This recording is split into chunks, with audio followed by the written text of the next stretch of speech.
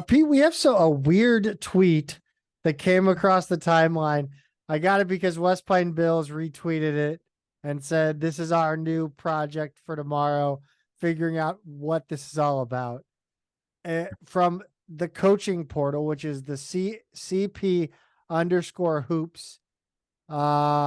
I don't really know much about it.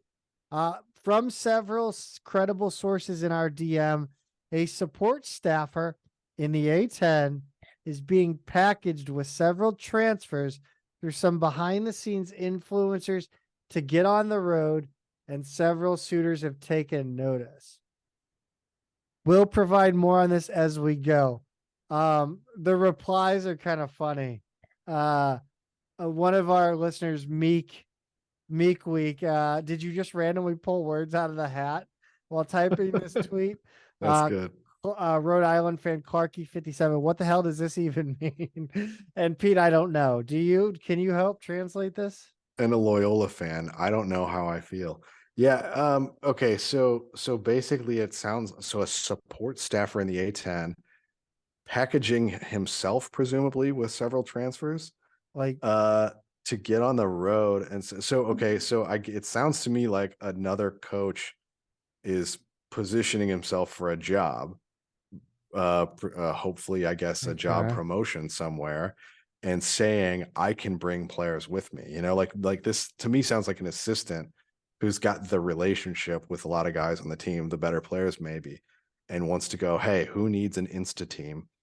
Take me and these dudes, and you've got it. Now, we just saw this, so we don't know how credible this is. I mean, is this could be, I mean, is this intra-conference? Is this extra conference? Inter? We've seen a lot of intra-conference transfers already. We just went over 3 this week.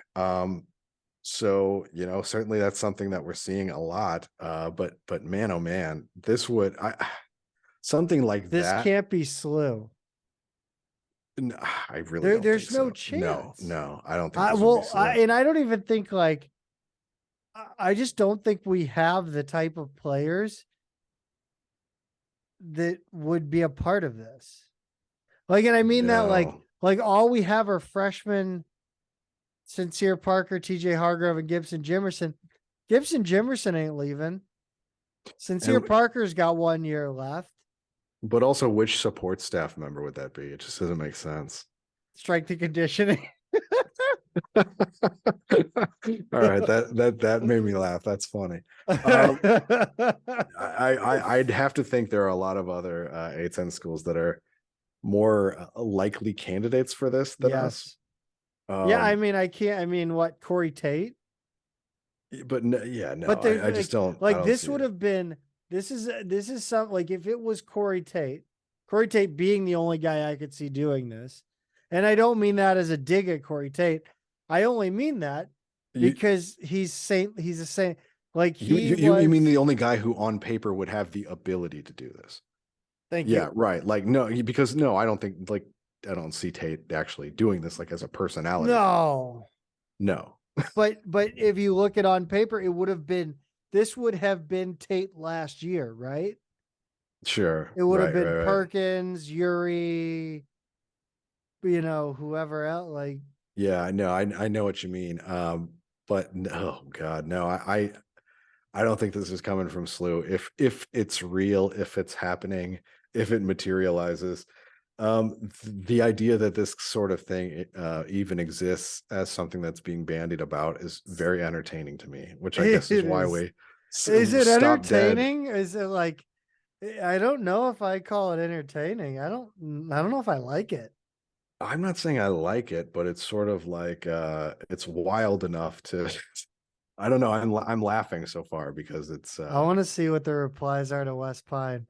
I'm impressed you can comprehend the meaning of that tweet because I cannot. Yeah. From what I'm seeing so far of A10 fans, the response is not exactly positive. No. Leave us alone. I see the staffer as a cousin Greg type in my head. Oh, that's perfect. That is perfect. West Pine Leaks, and then an ad for testosterone booster. I don't know what you got on your end, but that's on mine.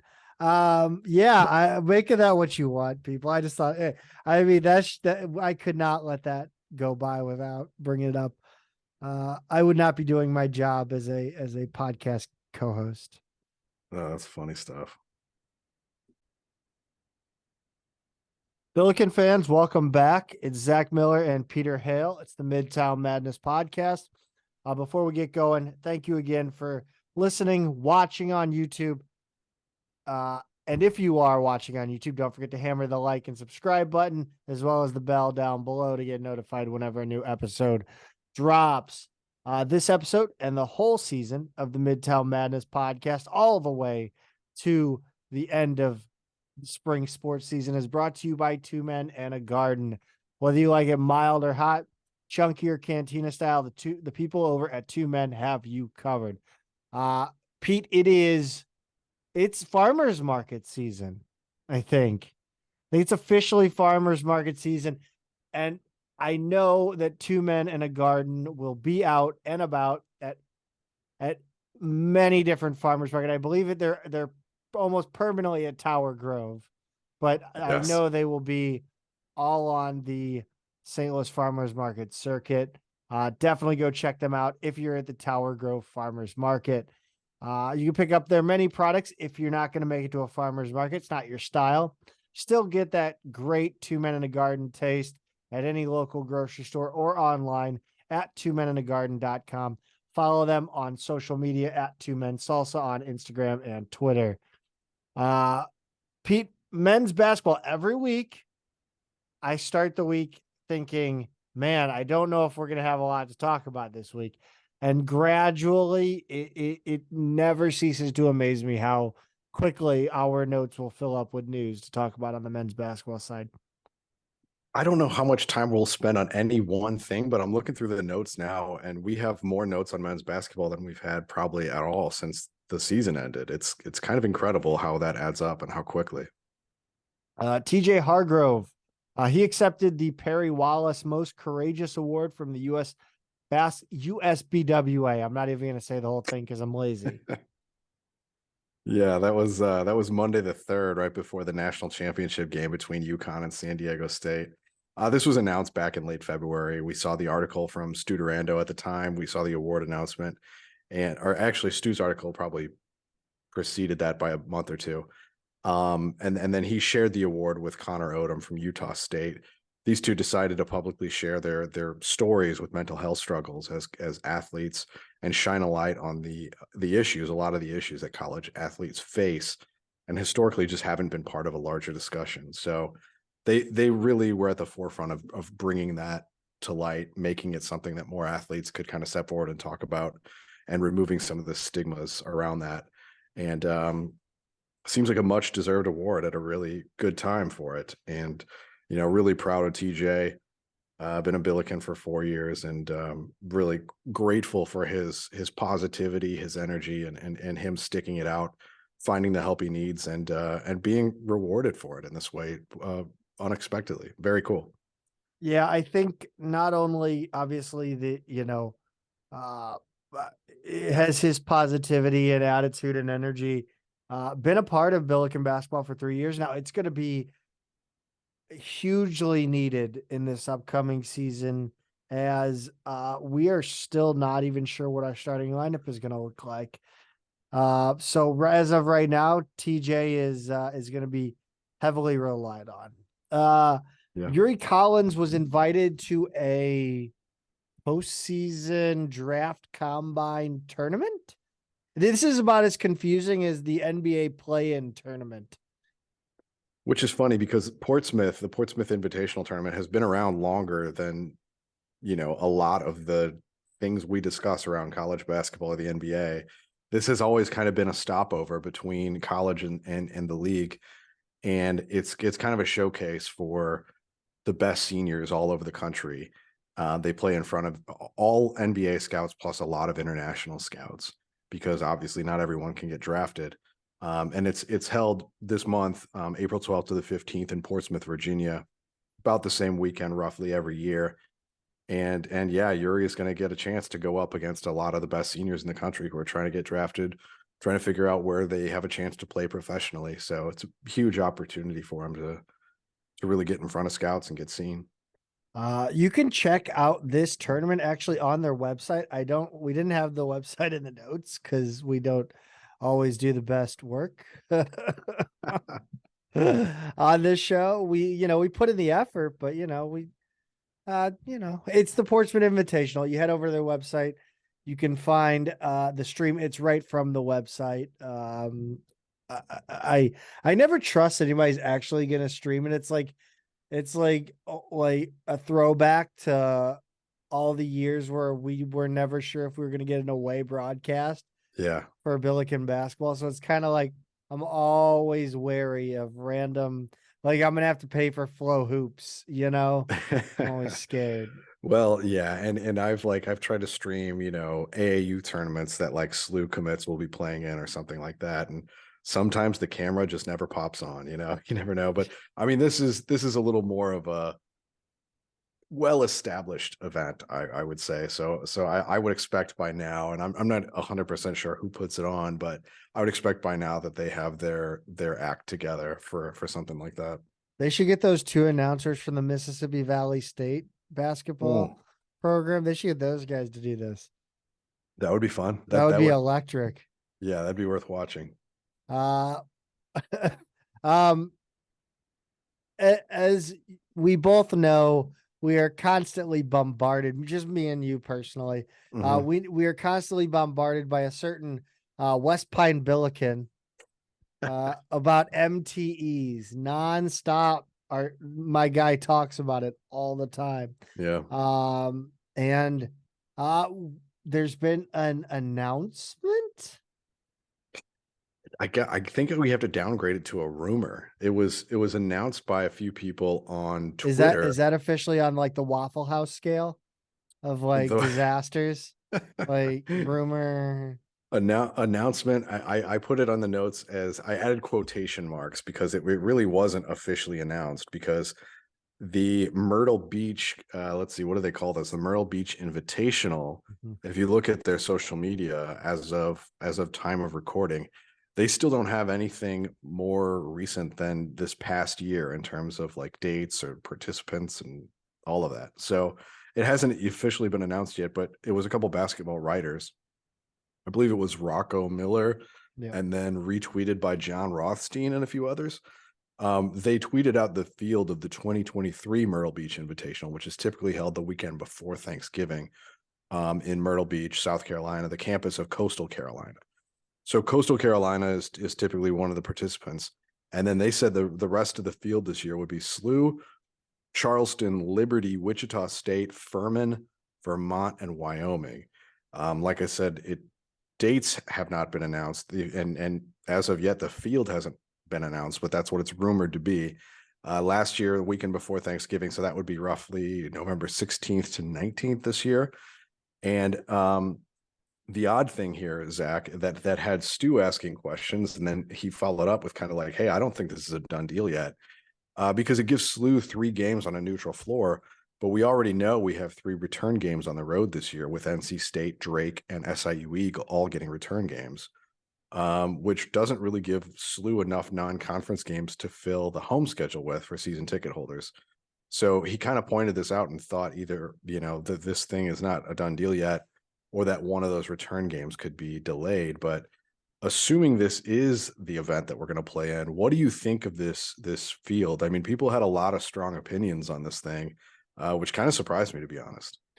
Yeah, you asking for my opinion is like lighting a match, like a wick. We'll go for it. This is why I let you have the opinion. No, I mean, look, I don't know. Like, I actually thought at first this was the Charleston tournament. Oh yeah, right. I don't know. Because Charleston's in it, right? So I was like, oh, like yeah, that makes sense because it was a jumping point for Bonaventure to get a little national hype. I don't know. I mean, I've heard different things, right? Yeah, it's a terrible tournament. It's a good it's a fine tournament. It's a beautiful location. I don't really it's okay. It's fine. It'll be a fun weekend, right? Like I mean, look, like we don't know what the hell we have. Right. And so sure, we see what we have, get some time to gel. Obviously, Travis Ford and the basketball program have been advised that schedule weaker, which sucks, right? It sucks. But this is what they're doing. They're taking the advice from the conference who this is all about, making sure your resume looks good at the end of the year. Yeah, it's it could be throwing in the towel. I don't know. But like we're going to get into it too. Like we're not in a good spot. Like nothing about this program is really in an ideal position at all. Because when it comes to a tournament like this, like West Pine Bills has tweeted out, you have to win a lot or you have to travel well or a mixture of both. And unfortunately, Billiken fans don't, Yeah. No, that's absolutely right. And it's a big reason why we haven't gotten invites to some of the more high profile MTEs, multi-team events, for those who aren't familiar with the abbreviation, which is such a lame Did that come phrase. out? That started getting used More recently, yes. 2020. Yeah. It was only, they were always called preseason tournaments, which also wasn't a great name because it was like a lot of them happen and, several weeks into the season, like we would have played several games by the time this happens. But anyway, SLU fans have not traveled well to these things historically. So you don't get an invite to things like Maui if you're not bringing a huge contingent of fans. The things I do like about this one, I mean, I've never been to Myrtle Beach. I've been to South Carolina plenty. If I do make it down to this one, which is always unlikely, but if I do, I would just fly because it's it's an over 10-hour drive for me. It's even longer from St. Louis. But the thing that this one does is it gives us 3 games, and most of the MTEs we've played in since Ford has been around and just in general have been 2 games, like the Mohegan Sun last year. I think we played in one in Cancun the year before. Or was that a couple of years before? I can't remember. That was Cancun. Yeah. That was been a while. That was 2021. Okay. So I think that was the first season back. a lot of them give you 2 games on the neutral floor, but then they might have a couple other games that really act as bye games, right? Because there are other teams that are technically involved in the event, but that wind up coming to your campus.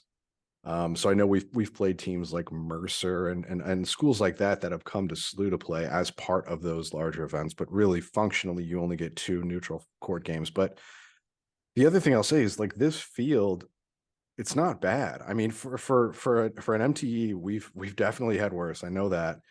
But Charleston was great this year. Liberty is always the best regular season team in their conference.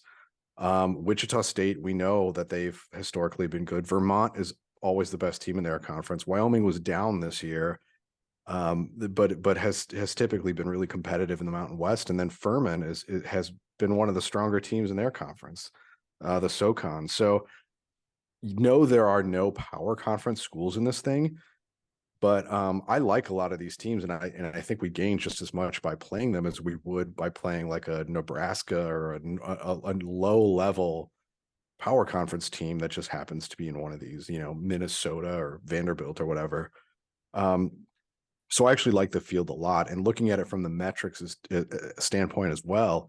A lot of people pointed out that this is actually a pretty decent field. So if this is what we wind up with, I'm perfectly happy with it.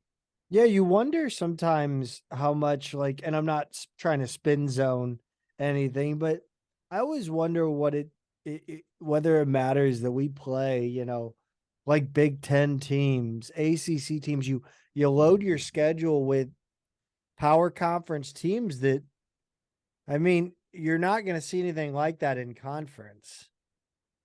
Right. So does it really get you? I mean, yeah. It builds your schedule, all that stuff. But if it's not truly going to help you in the net,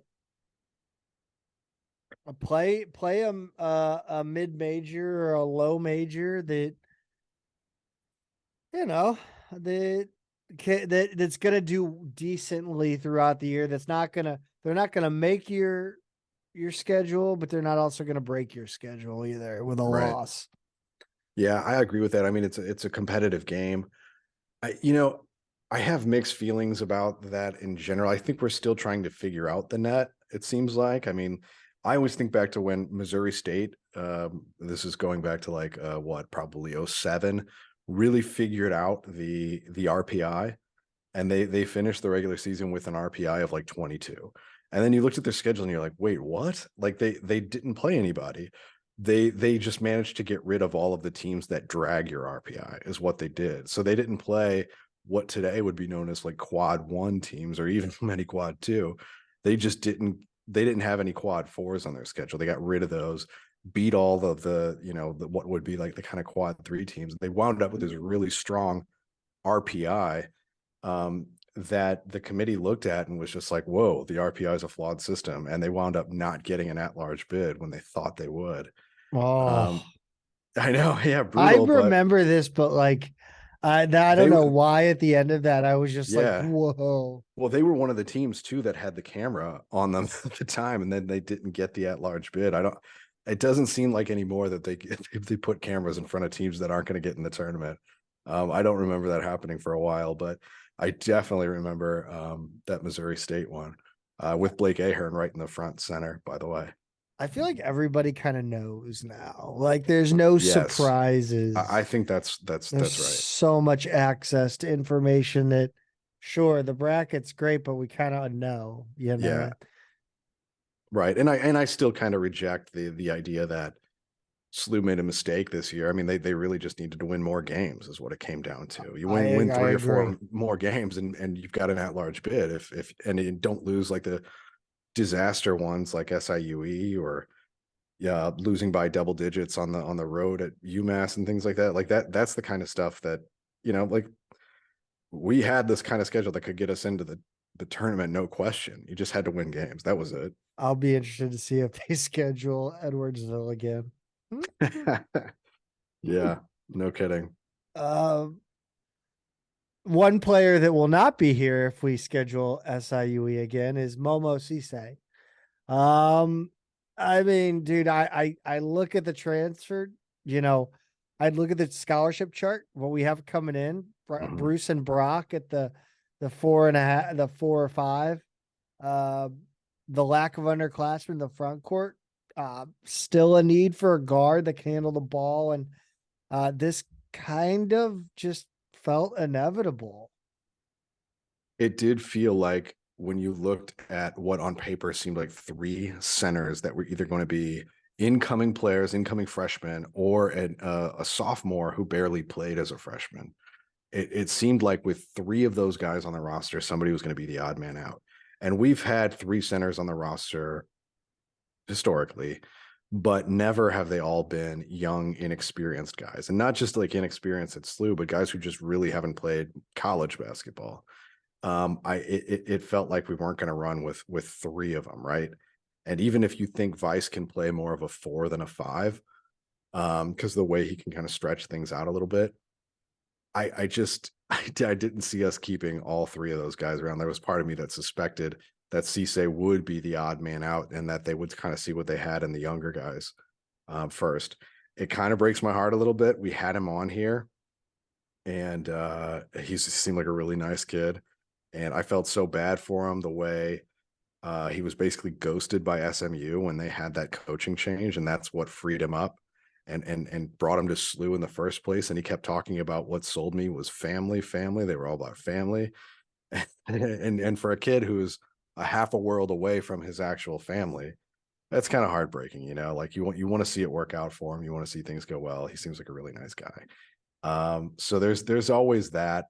But yeah, I also feel like, we both kind of, like you said, looked at the scholarship chart and it was just like, I kind of have a feeling that this is going to happen one way or the other. Yeah, I kind of wanted to bring up a tweet and kind of sentiment that went with the Momo Cisse transfer. Um, it started with Michael Gaines, at Gaines tweets. Um, Pretty clear and troubling pattern for Travis Ford and co. Does anyone have faith that it won't be different for Zhang and Vice, who is playing the 5 next year? And I responded, I don't know if I'd agree. They'd be crazy to let him go if they didn't believe they had 2 transfers ready to come in to the front court. This is probably a better sign. The real trouble is if we had Momo playing big minutes. Vice, Bruce seem a little less speculative freshmen. Obviously, Bruce is definitely speculative, but from the little video we have, I mean, dude's mobile, dude can play. He's like, it feels like with every other speculative big, it's always been they had the athleticism and the size, like the height, but they didn't have their game put together. It feels like bringing in a guy like Zhang, he has the skill set, maybe just not the like, I don't know, maybe not the experience or the I don't know what he would be missing, but yeah, I think experience would be my only thing. Or maybe athleticism, perhaps. He has the skills, but not the athleticism. There we go. We'll go with that. So Gaines responded, I'm not saying the problem is specific to Momo transferring, I'm saying there's something not adding up the last few years recruiting, developing big men. Jara, Bell, Traore, Cisse, Vice is maybe a different player. He said Zhang doesn't Zhang is speculative, and I do agree. What do you think about this, Pete? Do you think there's an issue with how we are building rosters with big men? So I wanted to follow up with a tweet from Jack Godar, who said, in 2019, Travis Ford brought Collins, Hargrove, and Jimerson to SLU. From 2020 on, the only multi-year contributors that SLU has brought in were Francis Okoro and Martin Linson. Everyone else only spent 1 year in the rotation before graduation or transferring. I don't know. I'm trying to think now if that is that 100% true, because I'm thinking of guys like Strickland and Lawrenson who came in and were here for 2 years, But but didn't never really cracked. contribute. Yeah, they didn't. So I think the spirit of what he's saying is right, even if technically we may have had guys longer. Jalen Did Johnson he was there. mention Hargrove? Well, Hargrove, he said, came in that class with Jimerson and Collins. So that's kind of a different okay. thing. Yeah, I missed that. But so you've got Lawrenson and Strickland. He also, if you want to take Ford and like quote unquote big men, since he started, you've also got Gordon, you've got Hankton, and then Jalen Johnson. I don't know if you'd call those last 2 bigs. They're more kind of combo forward types, especially Johnson, who was more of a shooter by the time he left. But that's been a while. And Cartier Gordon was a completely different situation, even if he was a big man. I guess the point is, I don't think it's exclusive to bigs that we've been kind of cycling kind of fast with a lot of guys trying to find the right fits, the right players. But I know I texted you this, was like, I kind of miss the days of bringing in a raw freshman big and just developing them. And I don't know if that is now impossible, because those guys are always going to have somewhere else to go, even if it means generally transferring down a level. Traore went to Long Beach State, averaged a double-double, and was second team all conference in the Big West. And he wasn't seeing minutes at SLU at all. So clearly there was something there, and there was a place where his value would emerge. And I'm so glad he found the right fit. I mean, great for him. Yeah, but it also, makes you wonder, right? If he can go put up numbers like that, he certainly can be the third man. Like, Sure. he's got to be better than Momo, right? I mean, sure. Yeah. I mean, I don't know if he just had, if it is a question of fit or something else clicked. It was with the him. dancing. It was the dancing. That's right. I forgot about that. Yeah, he was good at that. But yeah, look, I genuinely miss that. I remember thinking when I was younger and watching this team, when Chris Heinrich came in, And I was like, who is this big stiff? You know, like, what is this guy going to give us? Just the guy who wants to talk about girls in the quad. And by the time he graduated, I loved Chris Heinrich. He was great. He was absolutely holding his own as a center in Conference USA. I don't think we should. I don't think we can talk about how over Heinrich was with Billiken fans without crediting Bob Ramsey for that. Like the Rammer had coming up with the Heinrich maneuver as like a signature, like that helped. That for sure put him over. He was like Jerry the King Lawler out there putting guys over on the mic. But yeah, absolutely. But my larger point is that like somebody came in and you barely saw glimpses of what they could do as a freshman, and by the time they left, there was something there. I kind of miss that era, because I think Cisse 2, 3, 4 years from now, he's a guy who's not been playing basketball long at all. I mean, just like seriously, like 5 years. He has not been playing long. And the learning curve is going to be extraordinary if you give him a few more years of college basketball. Wherever he ends up, wherever he goes, I don't know where that is, but he's going to be something in a few years if he finds the right fit and the right people to kind of help him out. And I think, you know, that's clearly already true of Traore. It's probably true of Jada, you know, like Gordon, before he got in trouble again this year, was doing great down at Grambling State, you know, like not that he was a project. Jimmy Bell went on to West Virginia. Different kind of project. Sure. I mean, like, yeah. So look, I don't know. I think now the incentives are all messed up, because you bring in a kind of speculative development big. They take their best offer, even if it's a place they're not going to play right away. You say, hey, we're going to develop you.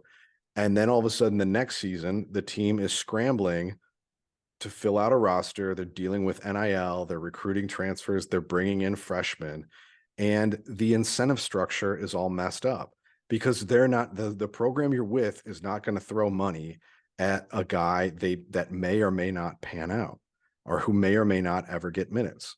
So a guy like, or stick around. Right. Or stick around. Or he blows the hell. Yeah, he blows the hell up his freshman season, and then bang, gone. See you later.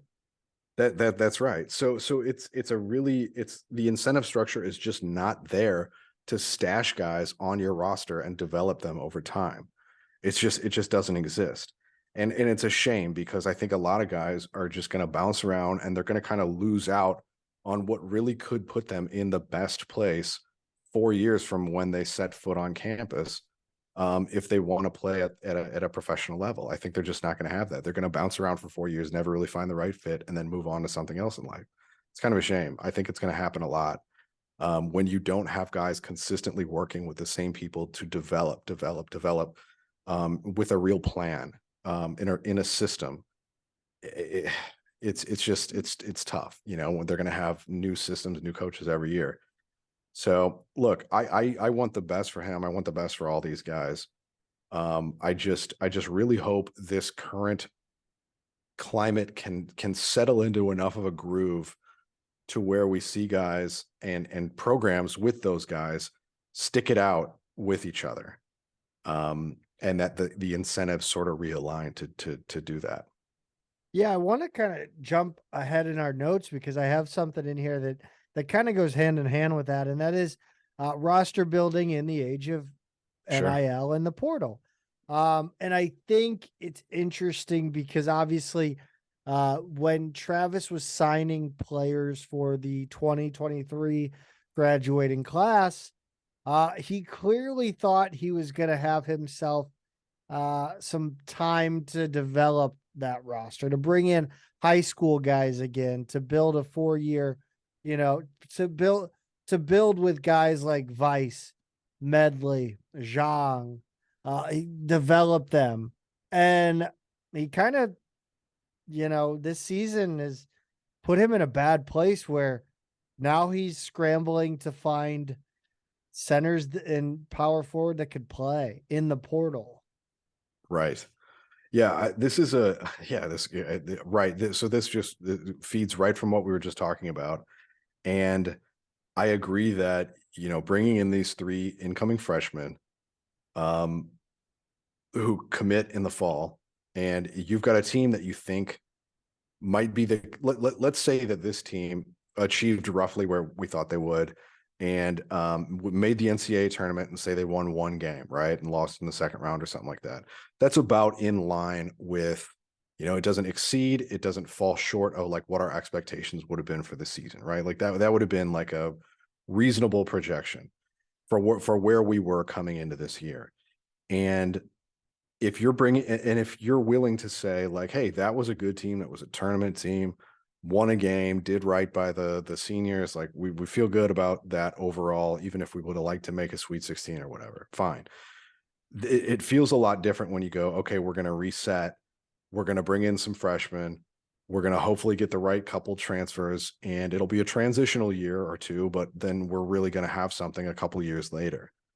It feels different now when you fall short of expectations, when the season doesn't pan out like you thought it would, and certain groups of fans are going so far as to say we need to replace the coach and the coaching staff and start over. I mean, not just fans, people who donate money. Right, a lot of people. And that creates a totally different vibe around what you need to do, because now all of a sudden you're like, well, I don't have this year to completely hit the reset and do a slow rebuild.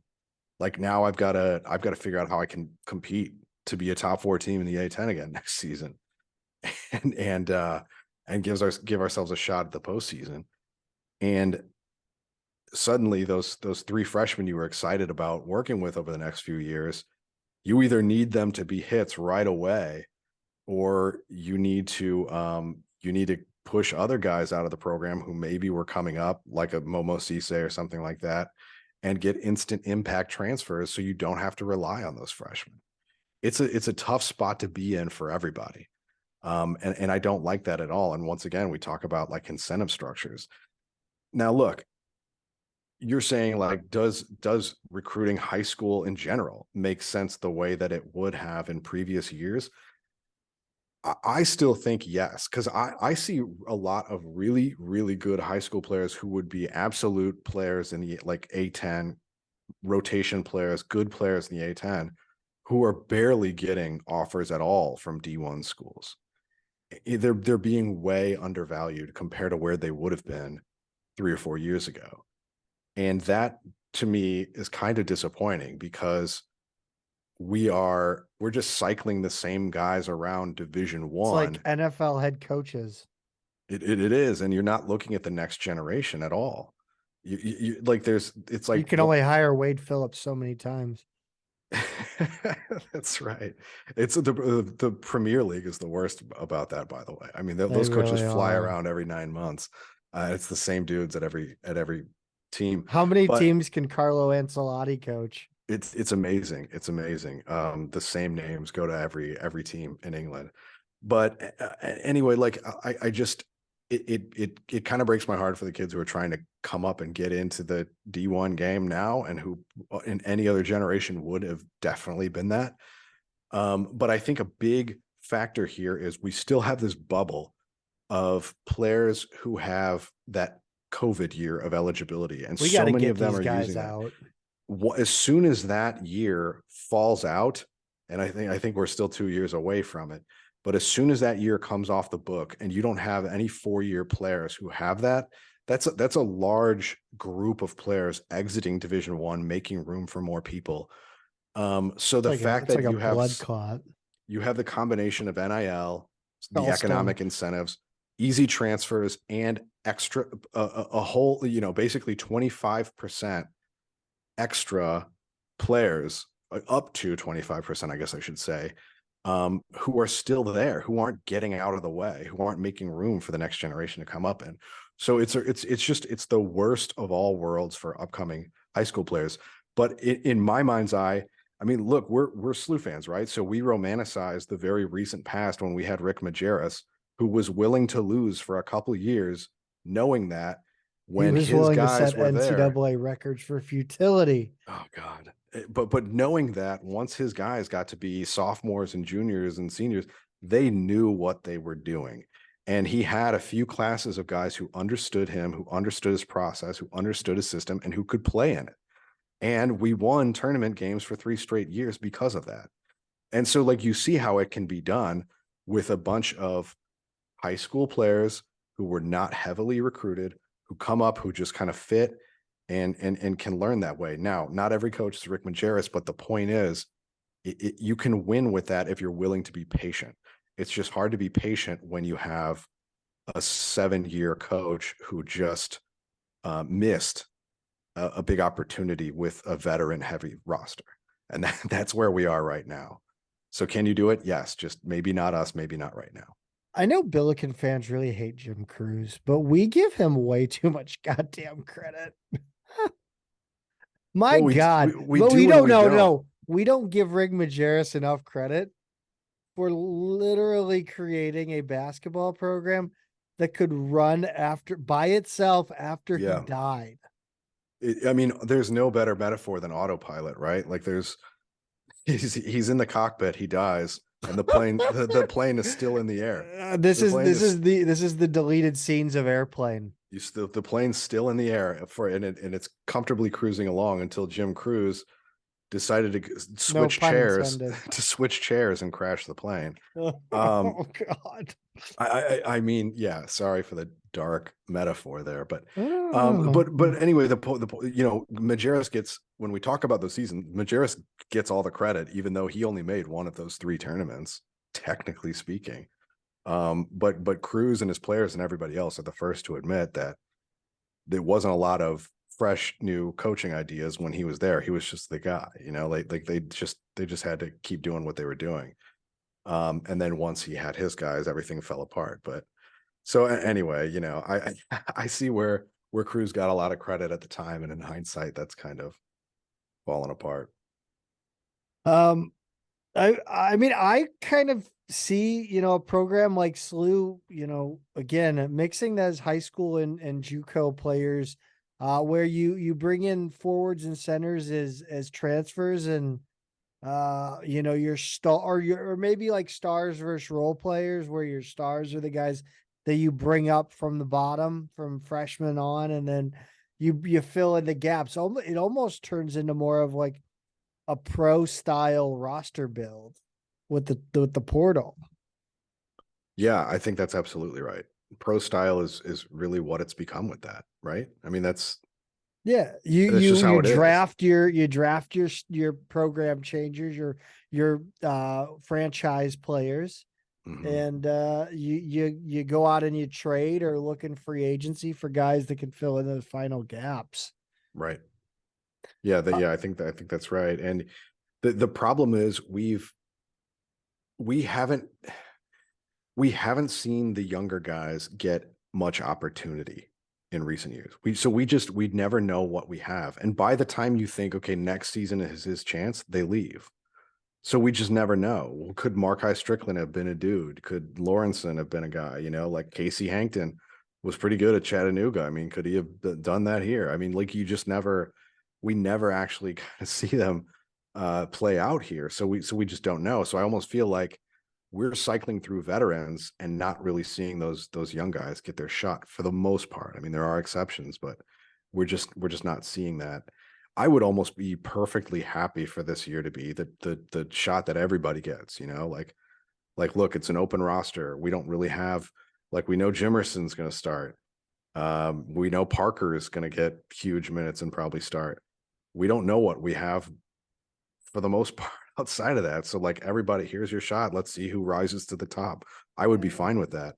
And then the next year really try and hit, but I don't know. I think it really says something for potentially the underbelly of behind, or the actual attitude behind the messaging that we talked about a few episodes ago. That I mean, if the confidence and that was at least put forth by Chris May and Pistello was in fact real. I think Travis Ford, I think Momo's still on this roster.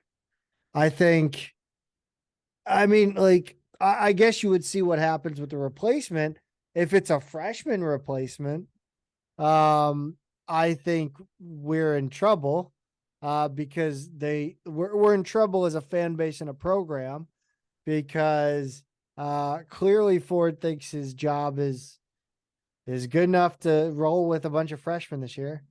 Which monetarily it might be. It might be. He might have 2 years based on his buyout, and that's a story for another time. But I think it definitely says something. I think so. I just wonder. Yeah, wow, man, would Momo still be on the roster if they had, I mean, I guess I hadn't really thought about Or that. I guess my point is, like, you wouldn't see us as like active in the portal. It wouldn't be like, maybe it's just fans following it a bunch. I don't really know. Maybe it's that we're following it closer. I don't know. But it's probably all of the above, right? yeah, I mean, I think it would be a different, I think there would be a different confluence of events around the program and the transfer portal. And it would be a marked difference. Yeah, that's probably right. I mean, I think we're in the opening weeks really of our NIL collective opening up. And I'm, based on everything Troy Robertson said, you thought like, okay, we're really going to compete. And now I'm wondering, maybe the price tag's a little bit higher than they thought it would be this cycle. Because as we'll talk about in a minute, we're hitting a little bit, but not as much as we thought we would by now. Yeah. One thing I touched on at least a little bit, Pete, and I think we kind of discussed it, was the coaching staff. Putting Travis Ford aside for a minute, something we saw a ton under Majerus era was staff movement. Most notably, Porter Moser taking the Loyola job, but it always seemed like guys on Rick Majerus' staff were in demand, right? In other capacities. It's kind of become a red flag in my mind that your assistants aren't in demand. And zeroing in specifically on this season, not only are they not in demand, it feels like when you have a significantly underperforming season, you have to shake up your staff. We look back and I think we talked about the gray seasons and how Shimmy talked about, you don't get to go this record, it was a losing record, which is at the time probably a similar level of expectation. You don't get to fail in a season to meet. You don't get to fail to meet expectations and not make some sort of change to your program. Well, I think we saw Van Maken for one, like he was in demand. I mean, he was moved. He took another job, right? Left Travis's staff. We saw Will Bailey leave and then come back. Look, I think there's a few ways to look at this, right? Like one of them is, are they not in demand? Are they not getting other opportunities, outside the program? I think you could also look at it as they're happy where they are and they all seem to really get along and be kind of a family and work well together. And it does say something that Bailey left and then came back. And UMass to SLU, I think a lot of people would see that as a lateral move, certainly within the same conference, right? And you're moving away from a coach, Frank Martin, who's a little higher profile guy who's had higher level success recently. So I do think that says something. There's also the factor that, Majerus was a once in a generation level savant, whatever you want to call him, that he was I think everybody knows he was a special basketball mind, a special teacher. Tough to deal with. Yes. I mean, that right there, that's the other point. He's very difficult to work with. There are probably a lot of days where Al Jensen or Porter Moser or Chris Harriman or any of the other very good head or assistant coaches who came out from under that program just thought, I really don't want to deal with Rick today. They had days like that. And, there are other days where they're like, the guy's a genius, or this is going to be a good story a few years from now, or whatever it might be. So I think there are a lot of different factors at play there.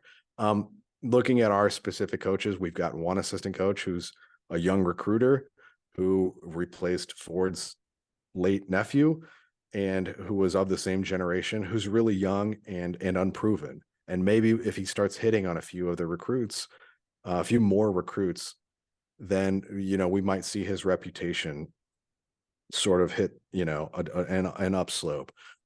You've got Bailey who left and came back, right? And we've already talked about him. And then you've got Corey Tate, who's kind of really specific. Like he's in a job right now that kind of maximizes his value.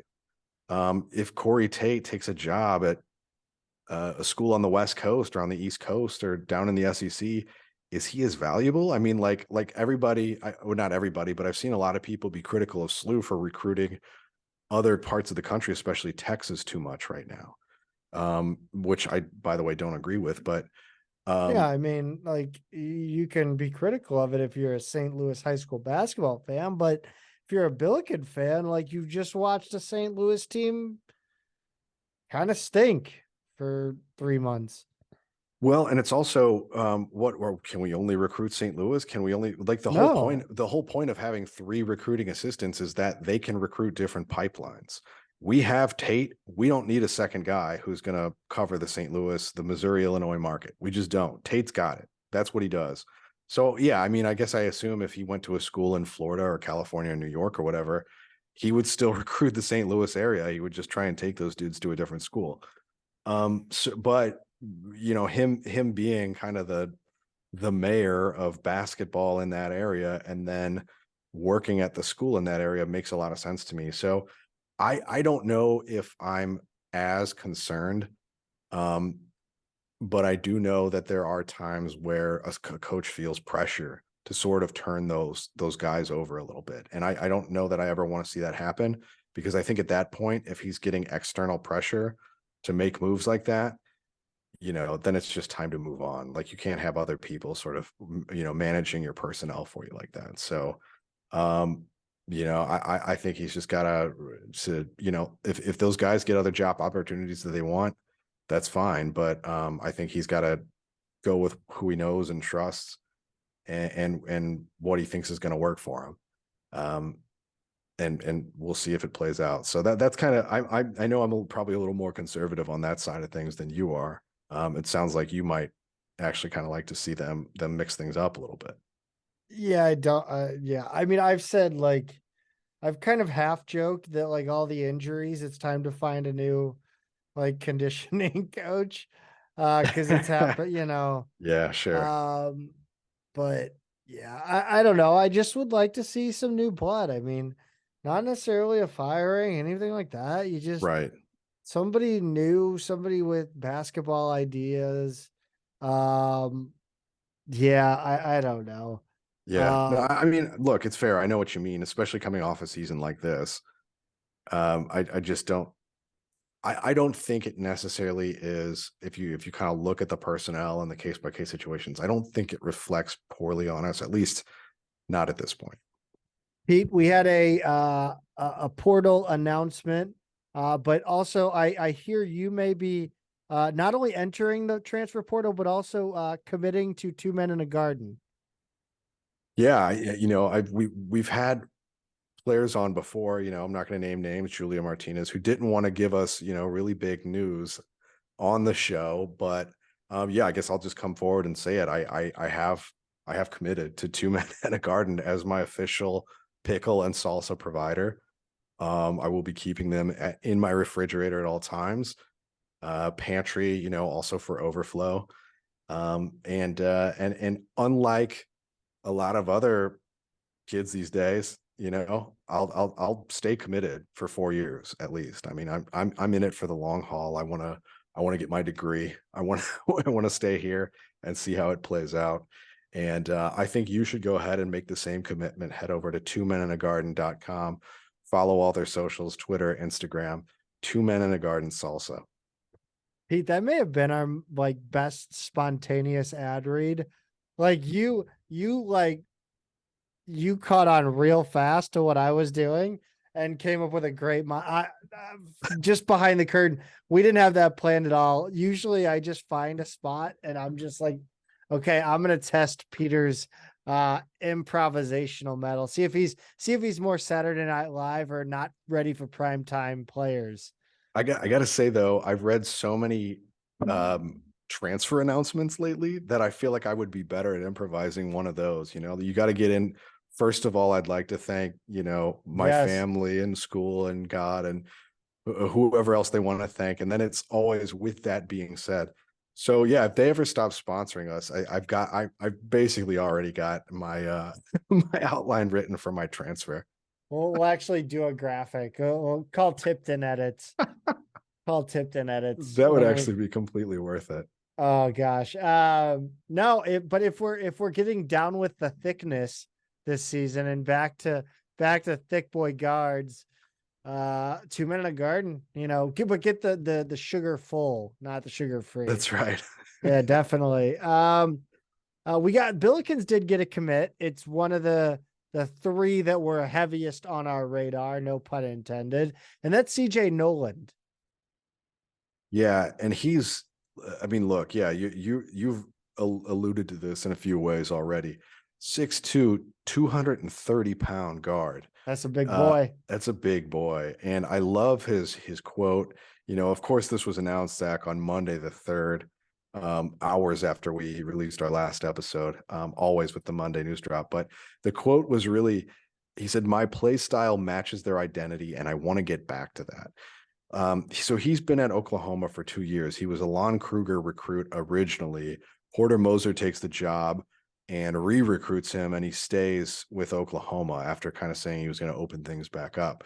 Now, he averaged this past season 14 and a half minutes, 3.2 points per game, 1.3 rebounds, 0.6 assists, and a half a steal per game as a sophomore.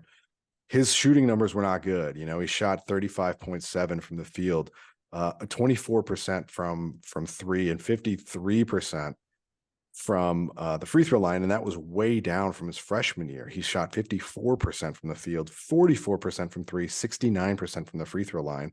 I would take those numbers in a heartbeat. And look, it's not a huge sample size, but well,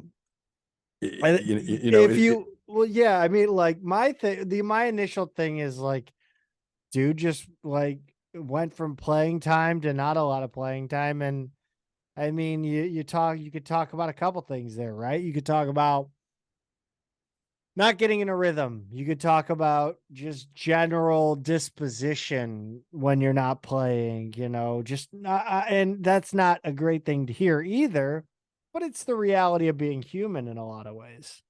I think that's right. I think a lot of that's mental, because I think his minutes and his attempts and everything were actually pretty similar year over year, freshman to sophomore year. The difference was he started the first 8 games as a sophomore and then got bumped from the starting lineup. And his starting spot was taken by a freshman.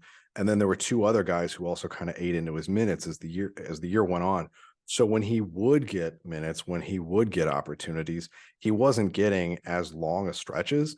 He wasn't getting as good he just wasn't getting the same quality of minutes. It's interesting. Sorry, but I wanted to get your thoughts on it. Is that it's interesting. We're talking about the emotional like impact of being bumped from the starting lineup.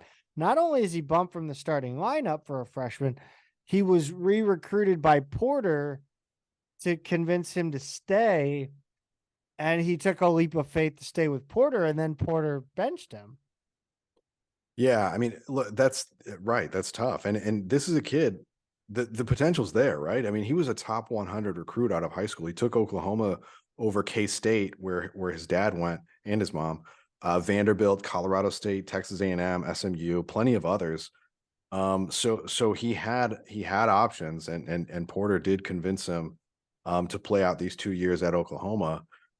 I know there's a mental thing, right? When you think you have this opportunity that kind of gets taken away for one reason or another.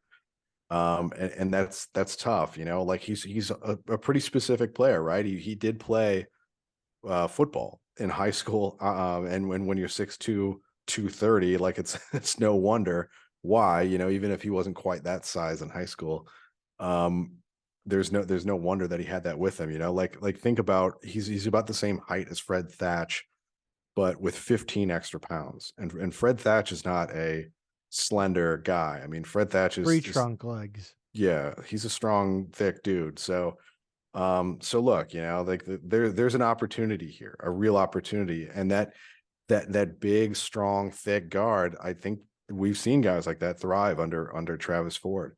He's also a guy Phil Forte offered him when he was an assistant at Sam Houston State, the season before he came back to SLU. So there's already that relationship. And then just to remind people, his dad, Belvis is his name, actually played at K-State, met his mom there and everything, but he was a good player What's back his in the name? day. His name is Belvis, like Elvis with a B in the front. Belvis Noland, if you want to look him up at awesome K-State. name.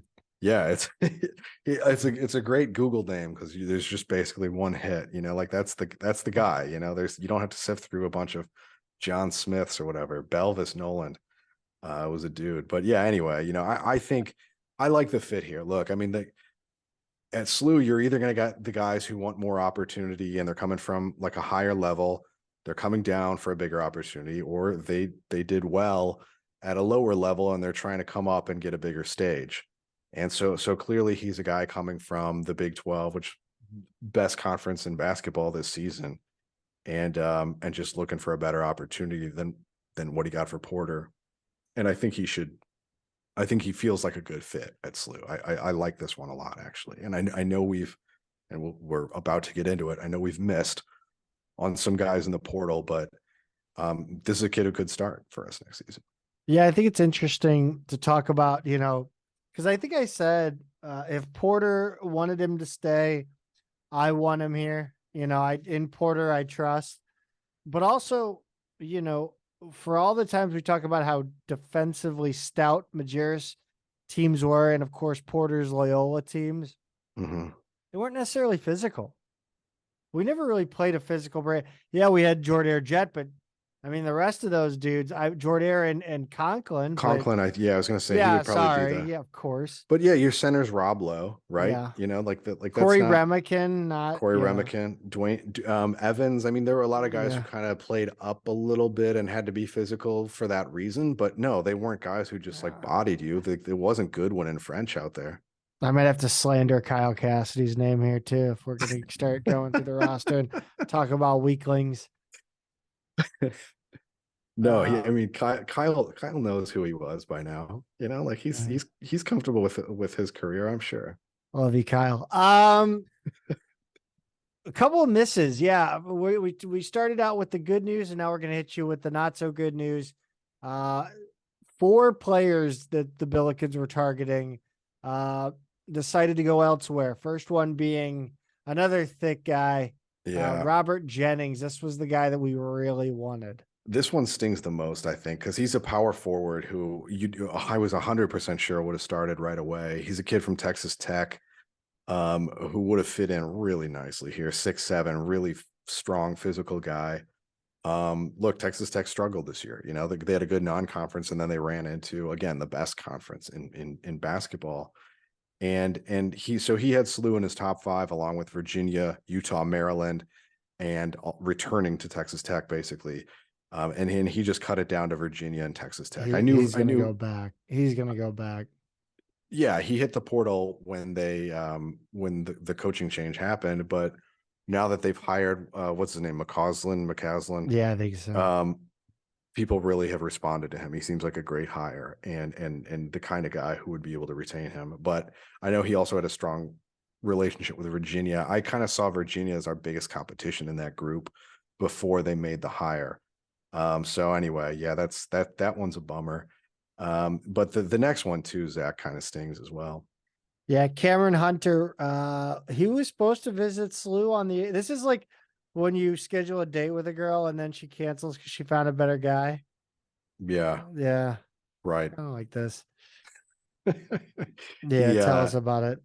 Yeah, he was going to visit here. I wouldn't know, but others might.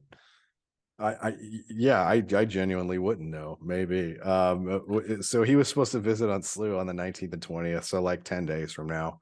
But he wound up committing to Butler Sunday the 9th, as we pod.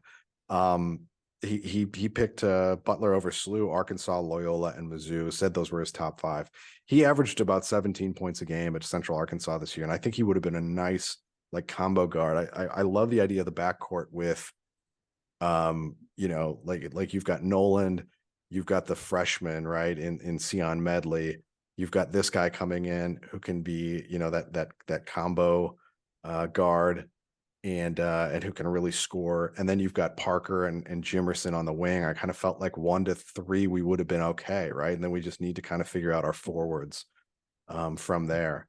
And unfortunately it just didn't happen for us. Bill Russell's coming back, isn't he? I guess he hasn't committed anywhere, right? I think he's that's my bold prediction. All right. Phil Russell's on this roster next year. That's a very reasonable bold prediction. Caleb Love, speaking of St. Louis guys. Yeah, he did not show SLU love. And to be honest, this was kind of Michigan out of nowhere with a chair shot. It really was. I mean, they played spoiler here. Early on, we kind of felt like Florida State was big. Then all of a sudden it was Mizzou. And then all of a sudden Indiana was in the mix. And next thing you know, I mean, it was like 2 days. I heard like, hey, Michigan's come on strong. And then sure enough, he commits to Michigan. Look, SLU was never thought to be like a favorite here, but they made their pitch. And we don't know what the numbers behind all of this stuff looks like, but I think what's clear is if there's a school like there's a school like Michigan that wants somebody, they're gonna beat us. Like we knew the group that Robertson said we wanted to compete with was like Dayton, Xavier, Butler, like those schools, the kind of like the institutions we see as our peers, even if a couple of them are up a level in terms of conference. Which doesn't necessarily make sense because it never seems like we're battling them for recruits. Seems like we're always going they're always bringing in like under the radar guys and we're going for the radar guys. And I mean, we were just beaten by Butler on Hunter, true. Right? And then there was the guy in the fall, Kachi and Zay, who picked Xavier over us. So there are 2 recent examples, from the past season that are both guys that I really liked, and especially Enze. I really wanted him. I think right now, we more than ever, we kind of miss that incoming big man. But look, if Michigan really wants a guy who's a big, very high profile player, for all of his flaws, Caleb Love is extraordinarily talented. And if there's a school like Michigan that wants you, I just don't think SLU had the purse to compete. Yeah, we don't really ever get super inside information, but we'll hear like kind of groundswells or rumblings. And it seemed for about 3 days where it was like, I think Caleb Love's going to come to SLU. There was more noise here than I expected, because when I first heard like we made our pitch and hey, like we're kind of in the mix, I was kind of like, wait, really? Like this.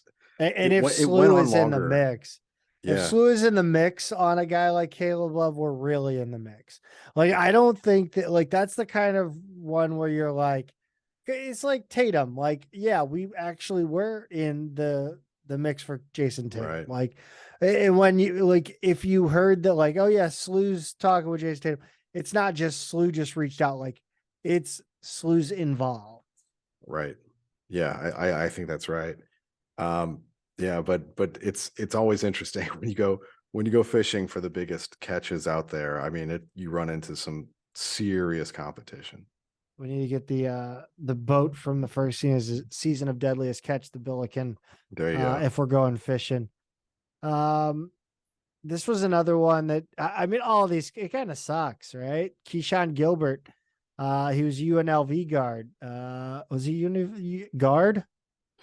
Yeah, I mean, I think that's right. Guard, wing, but hey, look, the couple times I saw UNLV play this year, he was great. And when I heard that we had kind of reached out to him, I was like, yeah, go for it. He's a St. Louis kid. He went to Vashon, and as soon as he was in the portal, I had heard that we were at least making our pitch there as well. But he wound up going to choosing Iowa State, which is a bummer. This is not one that I think we were as heavily involved. At least I didn't hear as much. There wasn't as much smoke as the other ones we just went through. But again, local kid who we certainly reached out to and pitched. So again, he goes to a power conference school. So that's how it goes. But I don't know. I feel like I tweeted this out today. Like after missing on these guys, I really want to be. I want another piece of information, right, to hang on to. I want to know we're in the mix on somebody, or we're visiting somebody, or we're getting a visit, hopefully soon. Because just Noland is good, but I really wanted to hit on more than just one guy.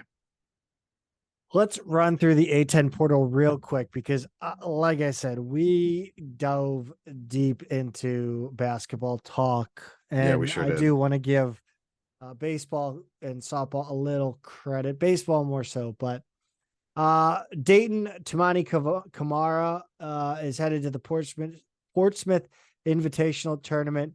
His college career is over. Yeah, there was only one guy who played in that last year who came back to college, and that was Courtney Ramey. And you need a waiver from the NCAA to do so. So basically, once you're in Portsmouth, you're out. Is how it goes. And then they've also got a 5'11" guard transfer from Merrimack, Javon Bennett, who averaged a little under 10 points a game. He was an all-conference freshman, but the NEC is a really small conference, so we'll see how that works out. File these next two under. Oh my God, I'm shocked. Yeah, Devontae Gaines basically joined his teammates entering the portal out of George Mason, and then he's going to join Oduro and Fernandez at Providence with Kim English. So no surprise there. He's that West Pine Bills tweet just becomes more and more accurate. He's trying to win the Big East with a team that finished 5th in the A10, and the worst A10 ever, by the way. And then the big news today, Zach, Ace Baldwin from VCU is joining Mike Rhodes at Penn State. Another one that did not exactly knock you backwards out of your chair when you heard it. Now, didn't he say that like he was going to run it back? I think he tweeted out like, "Let's run it back." And yeah, I don't remember. And then somebody posted like, "Yeah, Ace Baldwin said let's run it back, but with just the coach." Right, exactly. GW, couple are coming in. One's coming in, one's leaving. Garrett Johnson from Princeton is coming in, like a lot of those Princeton guys who raised their profile with this little tournament. My idea. Yeah, the Ivy League All-Star team. Yep. Amir Harris is heading out though. So yeah, one in, one out. Probably an upgrade for them overall though. LaSalle holding on. Well, we already knew that the Drame twins were leaving, so they don't really have any new news. But the news here is when you go down to the next team that I've got on the notes here, Duquesne. They picked Duquesne, so they're going from one side of Pennsylvania to the other, and then Quincy McGriff and Jalen Cole Williams are entering the portal from Duquesne. So kind of an interesting in-conference move there, and not the only one that we saw this week. It's not. The Blurs picked up a cat. Yeah, Desmond Watson from Davidson. And he's a guy. SLU fans really, when he hit the portal, a lot of SLU fans said, "Ooh, like we should take a look at him." He played really well against us in the limited times that we've seen him. UMass, buddy. Like for all the like upheaval that Billiken fans, at least we're not UMass and that dumpster fire. This is really weird. Like, what's going on here? So RJ Luis enters the portal after receiving a little earnest money, I guess, upfront money from the NIL collective to enter in a two-year deal worth $100,000. I know he didn't get much up front to basically kind of commit to that. He got a burger and fries. Right. But like that's weird, right? To like go ahead and take that and then This is bounce. this is the shit, man. This is right Yeah. here. This right here is where we start getting weird because what does the contract say? I have no idea. I Does mean it this have does it like and we talked about it a little bit, like we got a little bit of it from uh like you look at the portal or the NIL collective here at SLU, and they talked about, committing to education and committing to graduation and all that kind of sure. stuff. So, I mean, maybe UMass just decided they didn't need to. They just assumed they didn't need to put in, "Hey, you still got to play for us too." It's yeah, it's a very weird situation. And I kind of wonder, is it situations like this that are going to ruin it for everybody in the NIL world, right? Because you're going to upset enough boosters who go, hey, this isn't worth it anymore, or we have to restructure these deals, or we're going to get litigious and we're gonna take a 20-year-old to court who can't afford to defend himself. So there's a lot of like potential ways that this could go, and none of them are great if they decide to push back at this kid at all. So I don't know what's going on up there, but this isn't the first kind of shady NIL situation at UMass. I mean, some involve international players who are really not supposed to qualify for NIL yet. So yeah, more to be seen out of UMass, but yeah, what a mess. Um, DeAndre Dominguez or UMass added Joshua Cohen from St. Francis. DeAndre Dominguez from Arkansas, or picked Arkansas State. Yeah, one Uh, one incoming, one outgoing there. Rhode Island. Jalen Carey is in the portal out of Rhode Island. Not a huge surprise. And then out of Bonaventure, this is the last one this week in the conference. Brent Rumpel entered the porter. So another one that Brent Rumpelmans. I don't think either of those are really going to move the needle much. Do you think like if like the owner of Rumpelman's Liquor like is a college basketball fan, like do you think he could throw the bag at this kid? Like Is uh, is there a rule against certain alcohol? Yeah, industries? Like I don't, they probably can't do like gambling. game. Yeah, for sure. I was just gonna say DraftKings or something like that, but yeah, alcohol is probably one. They probably can't do like cannabis dispensaries. I don't know. Who knows? Let's St. Joe's Fordham, Richmond, no news. Let's check in on Jordan Goodwin, Pete. Sunday the 9th, he had a career high 22 points, which also led the team. And he was +2 in 30 minutes. But unfortunately, the Wizards lost by 5 to Houston, 114-109. But the really cool thing, Zach, there's like an almost 5-minute feature that the Wizards put out on their official social media over the weekend. And it's got Goodwin's story. It's like a great little synopsis of kind of his journey to the NBA through the G League, what their G League GM thought of him, and just how things have gone for him, what people have to say about him now. It's not long, it's 4.5 to 5 minutes, something like that, but it's great, and it's on their social media accounts. So like, go check it out now before it gets buried too far down.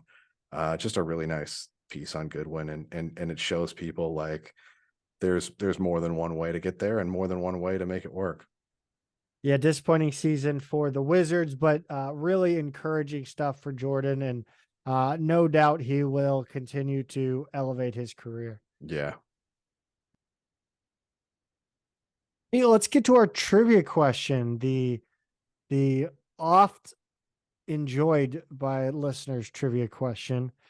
Last week, what was last week's question? I completely forgot we even had one because we got answers so early in the week.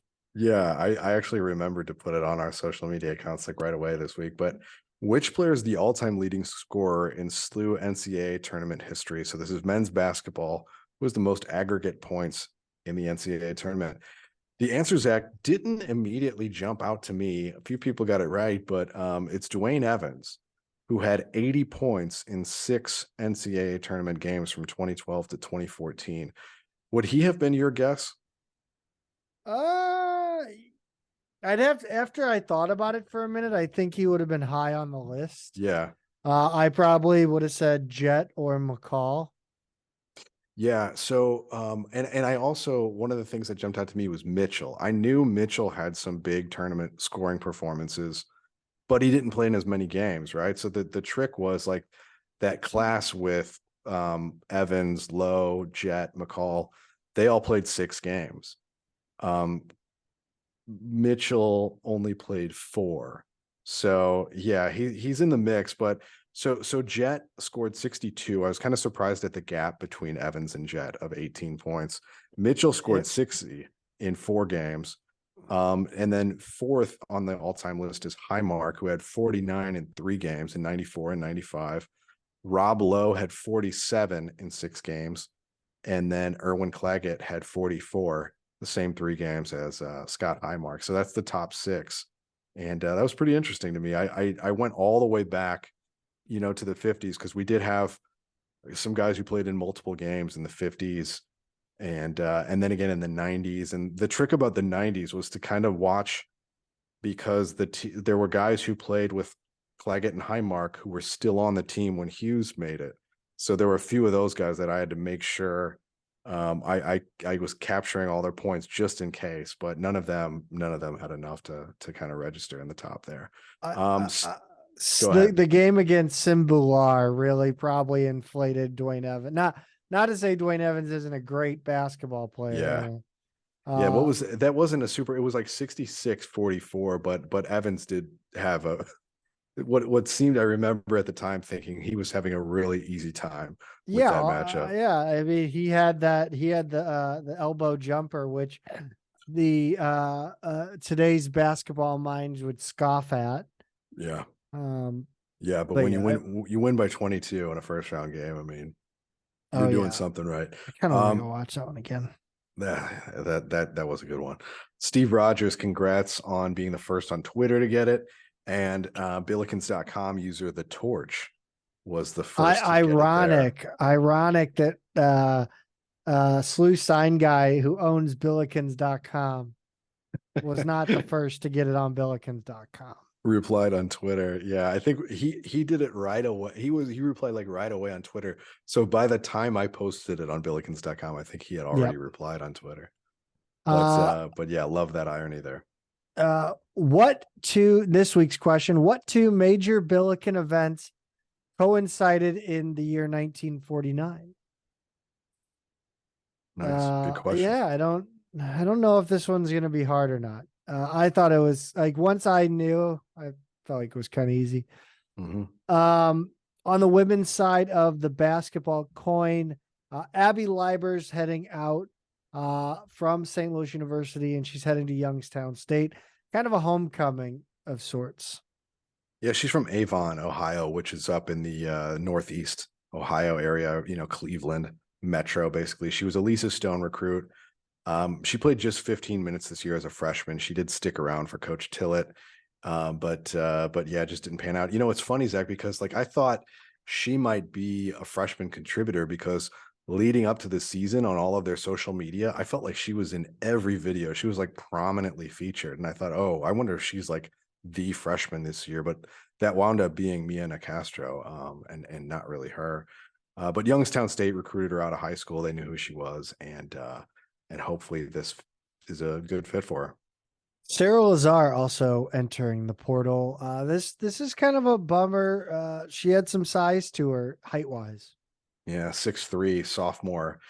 She played 147 minutes as a freshman for Lisa Stone, but only 8 this season for Rebecca Tillett. So with that kind of arc, it's no wonder that she hits the portal, but it is a shame to kind of see that size go out the door. And hopefully we're able to replace that. I will say a reminder that the season under Lisa Stone, so many people played so many minutes because it was just injury after injury after injury on that team. That's a very good point. In this week's edition of College Baseball is Stupid, the Billikens beat SIUE 19-14 on Tuesday the 4th. SLU posted 19 runs on 18 hits, both season highs. SIUE rallied from a 9-3 deficit last week to win. SLU rallied from the exact same score this week. SLU got 3 in the top of the first, and SIUE responded with 9 in the bottom of the inning. By the middle of the fifth, SLU was up by 11 runs, and SIUE tied it in the bottom of the inning. Then SLU got 8 more in the seventh, and the Cougars couldn't catch this time. Every player in SLU's starting lineup got at least 1 hit and 1 run. Patrick Closey and Hayden Moore led the Bills with 3 hits apiece. Tyler Fogarty scored 4 runs. Dom Cusimano had the high RBI mark on the day with 5. Closey, Fogarty, and Cusimano all went yard as well, with Closey going deep twice. Grant Fremian got the win, fitting because he's the only Billiken pitcher to not allow a run, although he did only pitch, 4 outs. Right. Pete, run us down this is just like, these games right here are why college baseball isn't as popular, right? Yeah, for sure. I mean, that's incredible. Although that game, Zach, took 3.5 hours, 3 hours, 34 minutes, according to the box score. You had 6 guys get hit by pitches and 5 stolen bases on SLU. So just a wacky game. I kind of wondered about, how they added the pitch clock in Major League Baseball. And I wondered if we would see maybe games taking longer because of better offense, because pitchers were having to rush. But I don't know. It doesn't matter. So like the net effect would be the same, but there would be exactly more action, right? Yes. Pete, run us down the weekend series against Bonaventure. Started off with a 13-3 win on Thursday the 6th, and Henry Littman was dealing, as Zach was very happy to share with everyone. Very much dealing in this one. 6 shutout innings, 3 hits, 7 strikeout. Very well-deserved win for him. SLU started the scoring off in the top of the first with a 3-run homer from Cam Redding. Welcome back again. Followed by an RBI double from Dom Cusimano. Added 4 more in the 5th and 6th. 4 more in the 5th and 6 in the 7th before Bonaventure got 3 back in the bottom of the 8th. Cusimano, Patrick Closey, Ethan Sitzman, Austin Newegg, and Cole Smith all had multi-hit games. Knox Preston only had 1 hit, but led the team with 3 runs because he also walked 3 times. So a lot of offense in that one. Unfortunately, on Friday the 7th, they got it back a little bit from Bonaventure. Jackson Holmes started and ran into some trouble in the bottom of the 4th. Jack Weber struggled in relief that inning, and they gave up a combined 5 runs. Weber eventually took the loss, giving up 3 more in the bottom of the 6th. But Ethan Sitzman had a good game, 4 for 5 with a home run, 3 RBIs, 2 runs. Austin Newegg also homered, going 2 for 4. And then Tyler Fogarty went 3 for 5 with a run and an RBI, but 10-7 loss. The rubber match on Saturday the 8th went SLU's way, 7-5. They were actually down 5-4, but they scored 2 in the 8th and another in the 9th to kind of seal the win. Patrick Closey again, man, he's been good. 4-hit game, 4 for 4, 2 RBIs, run scored, and his hit streak is now at 8 games. Smith, Sitzman, Fogarty, and Preston each had 2 hits and an RBI. Smith brought his hitting streak, team leading 14 games now. Ethan Bell struck out 5 over 2 2/3 and got the win. And then Ben Cherico got the save after throwing a scoreless 9th inning. Zach, what do they have up this week? I just read a really weird basketball related tweet, and you're going to hear about it because I'm going to pause this at some point and splice it in. So now that you in the past know about it, I don't know, whatever. This week for the baseball, they have Southern Indiana on Tuesday, the 11th in Southern Indiana, or at Southern Indiana. Then they come back home for a weekend series against St. Joe's, the 14th through 16th. Pete, it is going to be immaculate weather here in St. Louis. This is not an ad, but if you're a Billiken fan, if you like baseball, this is as good a weekend as you'll probably get to see this team play live. If you like sunshine, springtime, yes, butterflies, birds, dolphin all of those ponds. nice things, the dolphin pond. Yeah. A nice clear view of the arch. Got to get out there. Pete, softball had a tough week. They opened it on Wednesday the 5th. They opened their week on Wednesday the 5th, 10-2 loss versus Carbondale. Both SLU runs came on solo shots from Abbott and Natalie Sullivan. It was 2-2 after 5 before SIUC hit a grand slam in the 6th and another in the 7th. Oh shit, they had 2 grand slams. Yep. Back-to-back innings anyway. Chloe Wendling started, and most runs came with Taylor Hockman on the mound in the last 2 innings, but Callie Hanner got the loss after walking the first batter in the 6th. That's tough. That's a bummer. What a horrible way to lose a game. I know. Then they went off to Dayton to play 3, including a doubleheader. Pete, tell us about it. First one went their way, 6-4. Gabby Kowalik was the hero in this one, 2 for 4 with a home run, 3 runs, and 3 RBIs to lead them to a promising start for a big weekend series in the women's softball Arch Barron Cup. SLU scored in each of the first 4 innings to build a 5-0 lead, and Dayton couldn't come back from that. They actually made it pretty interesting with 2 in the bottom of the 7th, though. Chloe Wendling went the distance and got the win. The next day, flipped the score. They lost 6-4 at Dayton in game 1 of the Saturday doubleheader. Dayton scored 3 in the first. Then SLU took the lead with a 4-run third, and then UD reclaimed it for good with 3 more in the 6th. Abby Mallow had a 2-run homer after SLU's first run came on a sac fly from Natalie Sullivan, and the second was scored on a throwing error by Dayton.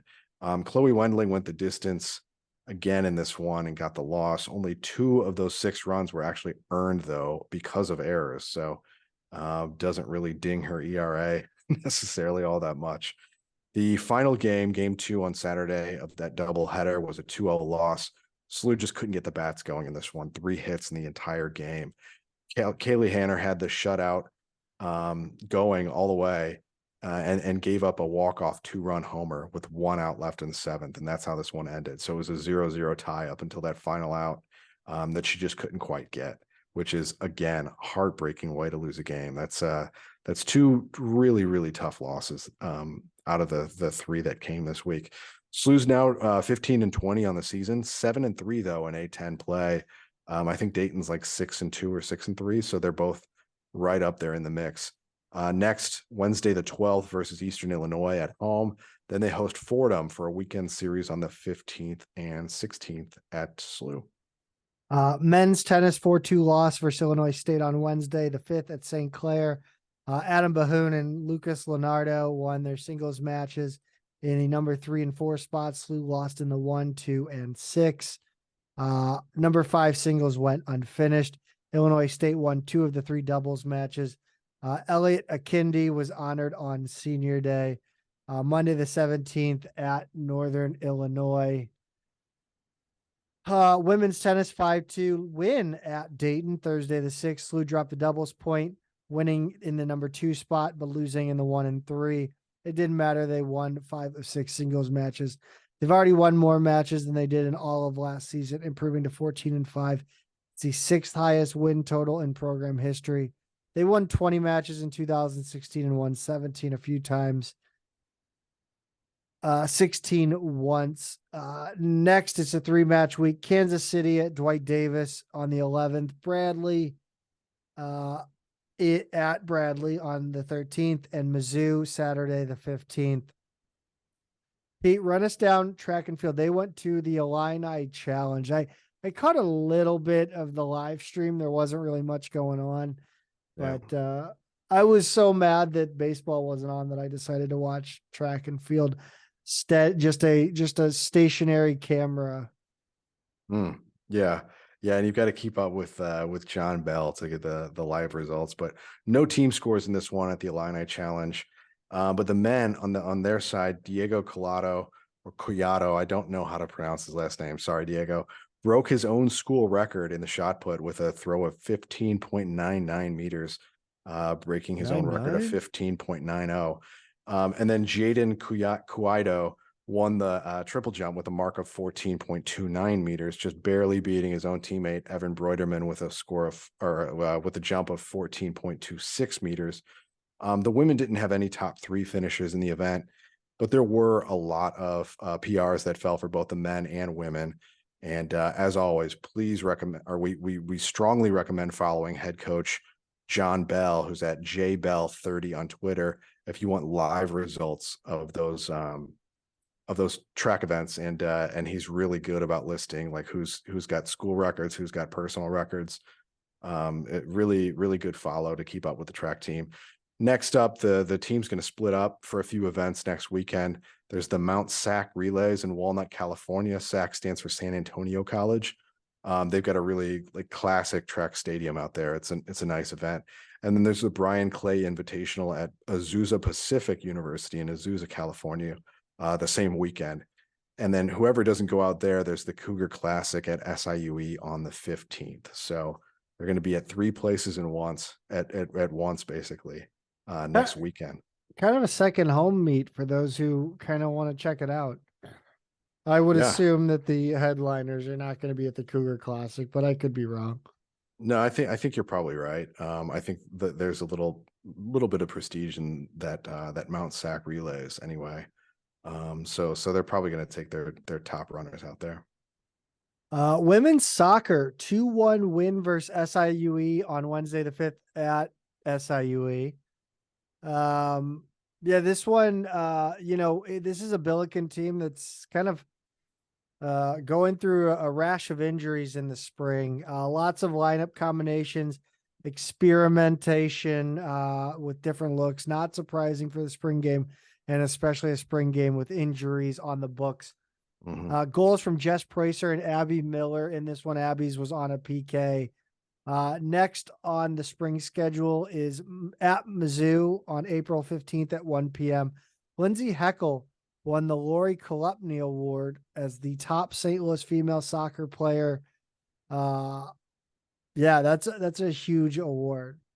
I mean, this team is by far the most decorated in SLU women's soccer history, and now they're up there with a lot of those classic all-time great men's teams. Just so much hardware coming in on the individual and team level for them, which is awesome to see. Not a lot of news out of men's soccer. They do have a spring match coming up, as well as some alumni doing big things in Major League Soccer, Pete.